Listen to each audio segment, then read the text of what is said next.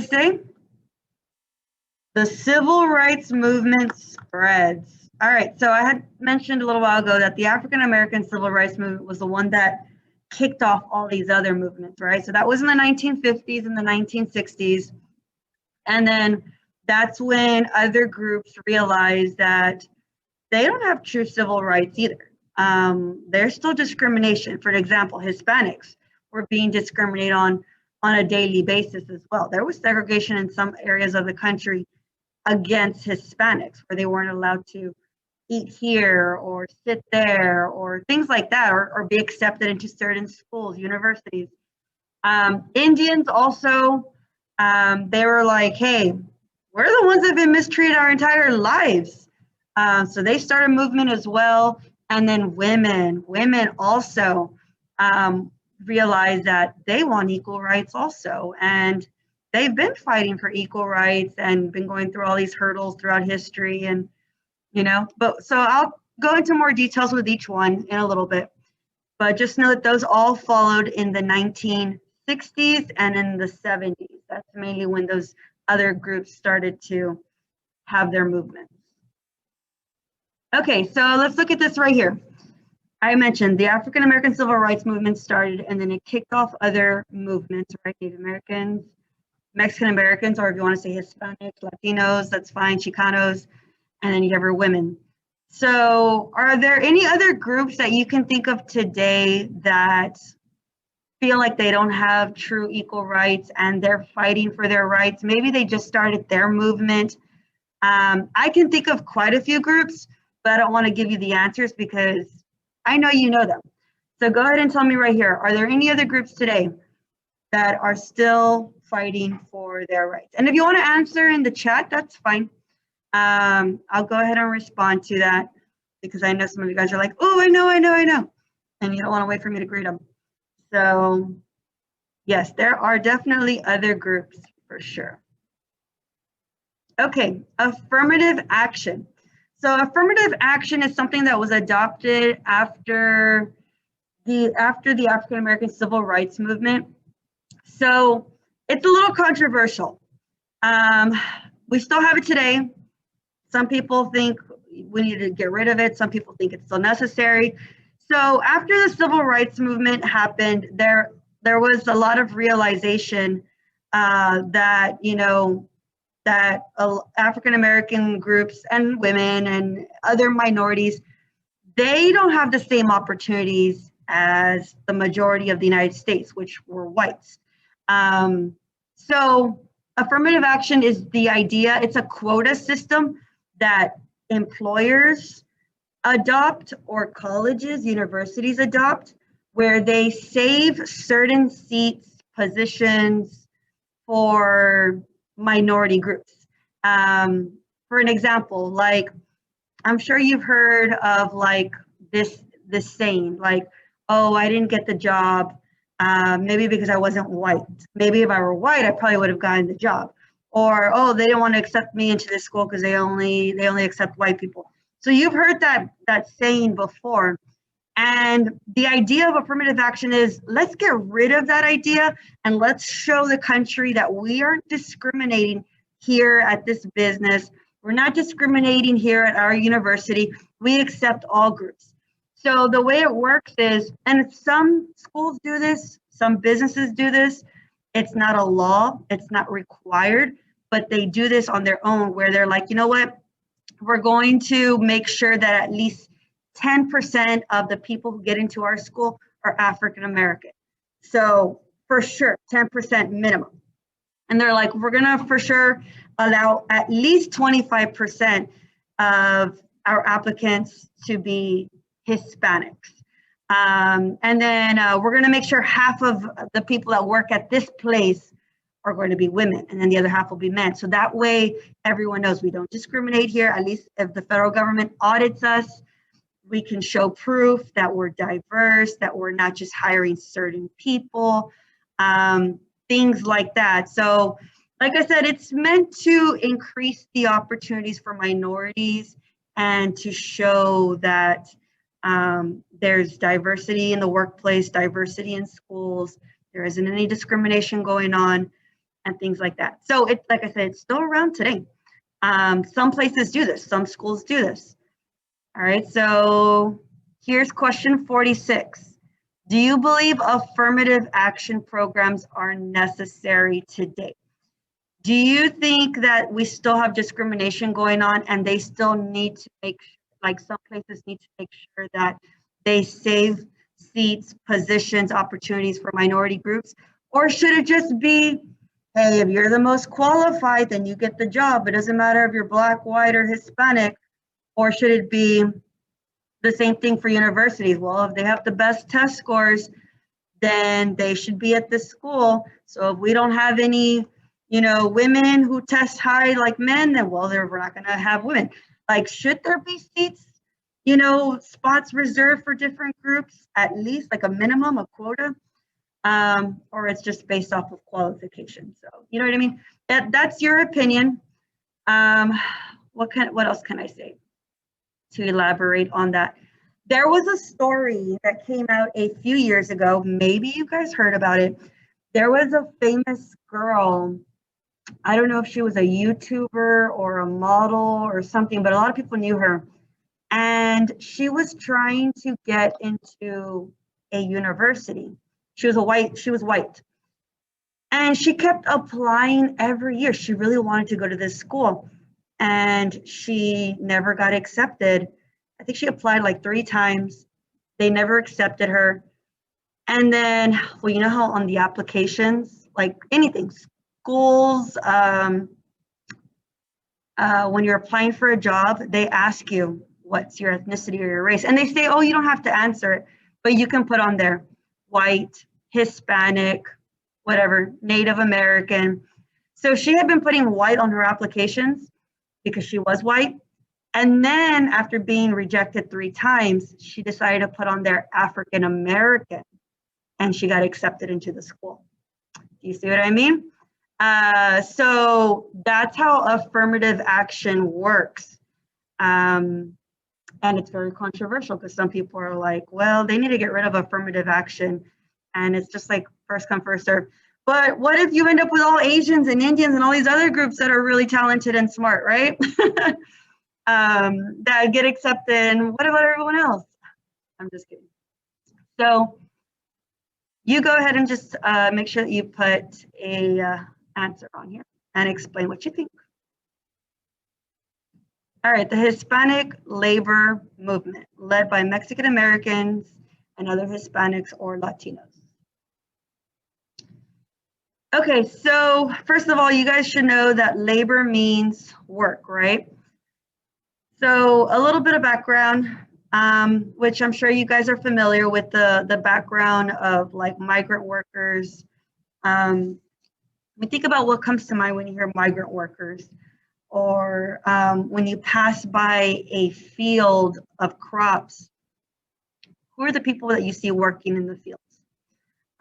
Mainly Hispanics, right? So we're getting into the topic of Cesar Chavez, the famous Cesar Chavez, right? There's a road here in San Antonio, a street named after Cesar Chavez. There's one in Austin. There's one in every city in Texas, and also like in California as well. He was very well known. He was very famous. He was known for starting a union called the Union of Farm Workers.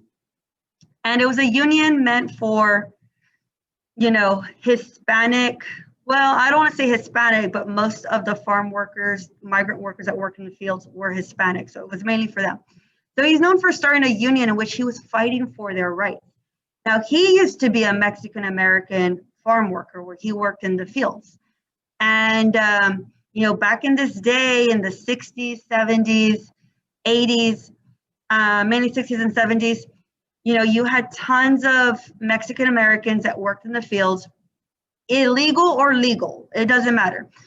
They would work in the fields and they weren't paid anything. They were paid very little. They weren't even paid $1 an hour. Sometimes it was based off of how many produce, how many crops you picked, and then they would go off of weight. And it could take you a long time to pick a whole bunch, and then you only get like 80 cents or something like that. And then, you know what I mean? So they weren't getting fair pay. The working conditions were very harsh. They would make them work from sunrise to sunset, even if it was cold, even if it was rainy. They weren't required to, they didn't have a lunch break, a lunch hour. It was, I mean, they were abusing these farm workers in the fields. And a lot of them only spoke Spanish, so they didn't know how to really stand up and, you know, say something, protest. A lot of them were too scared that they weren't going to find a job, so they just kind of stuck it out and just did whatever they were told. But they weren't really making a living. They were trying to survive and feed their families and things like that. So like I said, this is legal and illegal immigrants. So that is what happened. And being bilingual, he starts this union, and he did a lot of successful strikes and boycotts. So a lot of farm workers started to join his union, and, you know, he would say, you know what, we're going to demand better pay. So this is what we're going to do. So he would start a strike where he would tell all the migrant workers, and it actually started in California because that's where he was from. He would tell them, today we're going to go ahead and, or tomorrow morning, we're not coming into work. Well, we're going to go, but we're going to refuse to work. And we're going to stand out and we're going to protest and we're going to demand better pay. We're going to demand at least $1 an hour.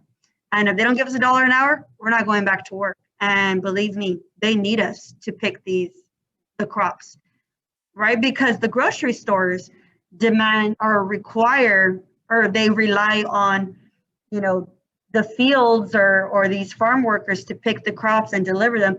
So they're going to have no choice but to give them better pay, or else they're not going back to work. It's like, what are you going to do? You're going to hire 100 people overnight? No, right? It's going to be impossible.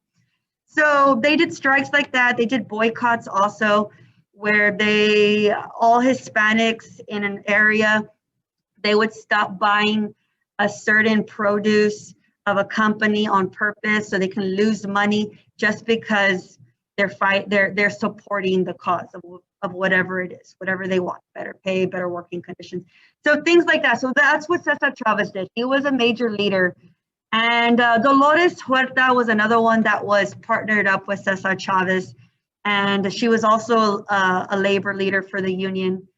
And, you know, she also did a lot for the families of these workers, these migrant workers. You know, because families, they were struggling too, as you know, like I said, the pay there, that was an issue. And she tried to help them gain rights and gain benefits that others, you know, had in the United States, but Mexican Americans were struggling, so she tried to be a voice for them. Okay, so that's what I just mentioned right now. The United Farm Workers Organization, the UFW, Cesar Chavez's union, fighting for better pay and better working conditions. Hector P. Garcia. So he's another Hispanic leader, but in a different way. He also was Mexican American. He was actually a Mexican American doctor. He was a World War II veteran. He served in World War II, and major civil rights advocate. I was going to say activist and advocate. So he founded the GI Forum, and that is an organization that fights for Mexican American veterans. So as you know, especially during this time, we had the Vietnam War, and the Vietnam War was very controversial. Nobody liked soldiers. If they served in the Vietnam War, they hated them. If they were Mexican American, it was even worse. There was discrimination against them. They couldn't really get benefits. A lot of them didn't speak English, so it was hard to be able to fight for their rights. So Hector P. Garcia founded that forum, which was for Mexican American veterans, and he was a voice for them. And it was kind of like the NAACP, except for that was mainly for African Americans. This is for this group right here. All right, so Hispanic veterans, and I say Mexican American, but it's all Hispanics. Okay, question 47. Whose rights did Cesar Chavez and Dolores Huerta fight for? Did she fight for the rights of illegal immigrants seeking citizenship, Mexican students wanting to go to college, or Hispanic farm workers? Think about what the UFW stands for, the organization they started, United Farm Workers Union, right? So this one right here. Question 48, what was the purpose of the UFW? What were they fighting for? I said better pay and better working conditions. All right, the American Indian movement led by Native Americans. So as you guys know, Native Americans have been discriminated on their entire life from the minute that the very first settlers got here to the New World, right?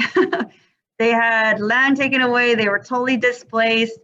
They went through tons of wars to fight the white man, to get their land back, things like that. They were forced onto reservations. Reservations were very harsh. They were forced to assimilate. They weren't given citizenship, even though they were naturally born here. It wasn't until 1924 that they got citizenship. And, you know, even then, like people, they've always been disregarded. They haven't really been seen as American citizens and haven't really been given equality. I'm sure you've seen it in the movies or like, I mean, in the news where say there's oil discovered on native lands. Right away, the government comes in or oil drillers come in and they start like taking over the land, even if it's on Native American property, on a Native American reservation, right? They totally disregard Native American rights in their land. So AIM was founded, which is the American Indian movement, and it's actually still around today, but it's mainly meant for American Indians. And the thing with them, with this movement is that it still is very militant. What does that mean? They're willing to use armed force. They're willing to defend themselves. They're willing to arm themselves and fight back if they feel like they need to. And, you know, it's not very common today. We don't really see or hear about it, but they wanted full control of their reservations, of their land. And they wanted to be left, even to this day, they want to be left alone. And so today, reservations, they do have full control over their reservations. They have their own laws. They do their own thing. They're kind of exempt from everything else in the United States, but it took AIM to get them there. But the only thing is that there's some consequences, some effects, some negative effects to that. The government has allowed Indians to have full control of the reservations that they have, but there's a lot of poverty and there's a lot of crime. And I've seen it in the news, it's pretty bad. People go missing, there's murders, there's rapings, there's different things like that that happen on these reservations, but they're totally separate from all these other laws. So it's really hard to fight the crime on these reservations unless there's no corruption within the reservation. So they're like, it's like their own little territories within the United States. All right, so like I said, they're militant. They arm themselves. Okay, question 49. Why do you think Native Americans felt the need to form AIM? All right, so I just mentioned it right now because they've been taken advantage of their entire life and felt like they needed to stand up for their rights.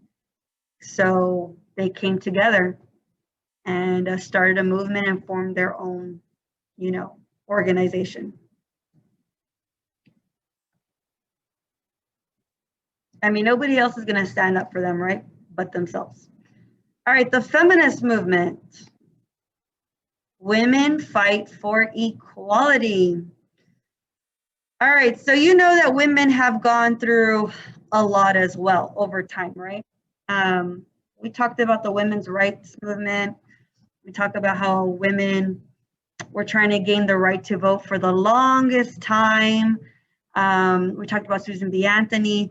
Women finally got the right to vote like in 1920, 1919 with the 19th Amendment, right? That took a long time to get them there. And then after the 19th Amendment was passed, women began to break out and become more free, right? Think of the Roaring 20s, flappers. They started to become more independent. Also, think about World War I. They started to work like never before. I mean, of course, women worked before, but they were more encouraged to work and take on men's jobs. World War II comes. They continue to go back to work, and they're strong. We have a new type of woman, right? And then it changes. After World War II, think about it. There were gender roles that were established. They started to marry young, and they started to have kids at a young age. Think of the 1950s. Remember I told you it was frowned upon for women to date different guys and wait on getting married. People would be like, oh, you're 21 and you're still not married? What's wrong with you then? Like, why is there nobody wants to marry you? Like, they would criticize you. If you didn't have any kids, they're like, oh, well, maybe she can't have kids then. That's probably why. Like, that's how it was. It was expected for women to be at home, take care of the family, don't work. All right. If you work, it's an insult to your husband and to your family. The husband is supposed to be the breadwinner. He's the one that's supposed to go and work, have a good job, but the woman stays at home, takes care of the dishes, takes care of the cooking, takes care of the cleaning, the shopping, takes care of the kids, and that's it. Know your role. You weren't even supposed to kind of, argue with your husband about different things. You couldn't even divorce your husband if you found out he was cheating on you. That was frowned upon to get a divorce, but only he can do the cheating, not you. That's how things were in the 1950s. So what I'm trying to get to is that women go through this movement, the feminist movement in the late 1960s, early 70s, and it started with Betty Friedan. She wrote this book called The Feminine Mystique. And in the book, she talks about all that stuff, about how women were doing great. And then, the 1950s came and that reversed everything, the progress that women were making. And, she brings to light that, why do women need to have these gender roles? Why can't they work? Why can't they have jobs? Why can't they divorce? Why is it that they can't even work jobs that belong to men? Why can't they have better or the same pay as men? And, and then that's when Roe versus Wade also started, where women wanted to have the right to have an abortion and things like that. So, that was realized that women don't have true social, political, and economic equality. And they're just kind of tired of it. And they want to be able to live their own independent life. So if we look at the way things are today, there's been a lot of changes, right? Now, some of you guys probably come from families where maybe you have a mom and a dad, and the mother is still probably very traditional and she doesn't work and she stays at home, she takes care of like house duties and stuff like that, and the husband works. So that's still very traditional. And then some of you guys probably don't have that, or you have both parents work, so things have changed, right? So at least now we can work, women can work, and they won't be criticized. It's now normal, right? But back in the day before this, it wasn't normal. So, they want true equality, and they want to be independent, and they don't want to be judged for the decisions that they make and things like that. So here, the feminist movement was really, really big. And it was worldwide. It wasn't just in the United States. Question 50. Think about the history of women in the last century, which is in the last 100 years. How has it changed? Give a couple of examples comparing before and after the feminist movement. So, like I mentioned, you can talk about how you can compare the 1950s, like I just mentioned, how things were traditional and women had to be a certain way and how, I don't want to repeat myself, but, and then the feminine movement afterwards changes everything for women, because now they start to become more independent and they break the gender roles, right, of the 1950s. So you don't have to give me a big paragraph, but just kind of tell me how things were before with women and how they're different today.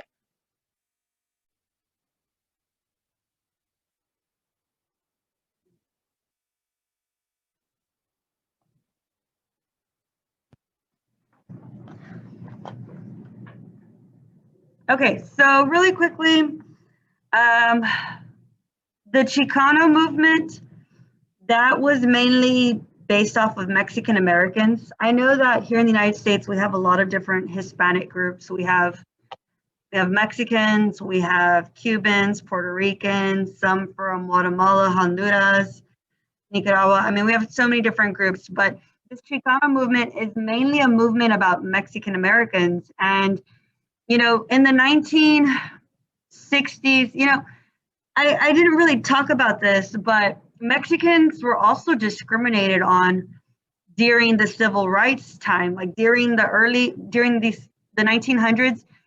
They were also discriminated. There were a lot of schools that did not want to allow Mexican kids to go to their school. So it was kind of like there was segregation. Same thing with colleges. A lot of universities only accepted whites. They didn't accept blacks or Mexicans. So like there was discrimination, and a lot of Mexicans would come to the United States, and then they felt like they had to conform to everyone else. They had to Americanize. And so the Chicano movement started as a way to, it's mainly paintings, where they started to take pride in their culture, in their Hispanic heritage, and just kind of show the country what Hispanics are about, what the Mexican American culture is like. So if you know anything about the Mexican American culture, it's very religious, right? Some of you guys might not be as religious as your parents or your grandparents, but it's so a lot of the paintings, the murals that were painted has religious ideas. There's Spanish missions, church missions. It shows how people work, they're hard workers. There's just different, especially here in San Antonio, right? If you ever take a drive around San Antonio, the downtown area has a lot of beautiful murals. I don't know if any of you guys have done it before. Just do it. Take one day. I did it with my sister-in-law. She's only like 14, but she's not from San Antonio. She's actually not even from Texas. So she came to visit, and she's all into art. She's very artistic. And I wanted to show her like all the murals, and she's like, this is amazing. I've never seen anything like this. And she got to learn a lot about, the culture of San Antonio, which, not most, but there's a big portion of Mexican Americans in San Antonio. So, and she was asking questions, and she's like, and what's fiesta? And what do you do there? What's the point of that? And just based off of the pictures that she was seeing. And, she ended up having more respect for the culture, because if you take a drive outside of Texas, there's a lot of discrimination on Mexican Americans, a lot of stereotyping. Like if you ask somebody that's not from Texas what they think about Mexican Americans, it's going to be negative, totally negative. And I know some of you guys probably know what I'm talking about. Like there's all these stereotypes. Oh, Mexicans do this, Mexicans do that.